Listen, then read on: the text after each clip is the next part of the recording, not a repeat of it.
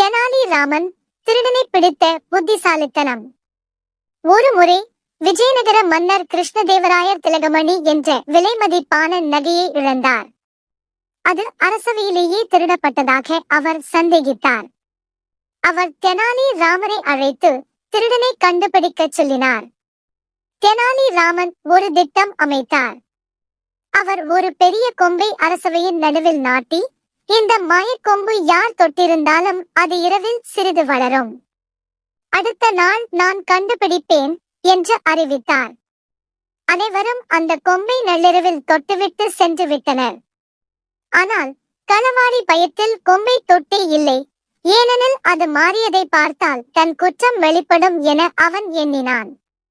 அடுத்த நாள் தெனாலிராமன் ஒவ்வொருவரின் கைகளை சோதித்தார். களவாடியின் கையில் மட்டும் மண் இல்லாததால் அவன் திருடனை அடையாளம் கண்டார். மன்னர் தெனாலிராமனின் புத்திசாலித்தனத்தை பாராட்டி வெகுமதிகளை வழங்கினார். கதை சொல்லும் செய்தி: அறிவும் புத்திசாலித்தனமும் பிரச்சனைகளை எளிதாக தீர்க்க முடியும்.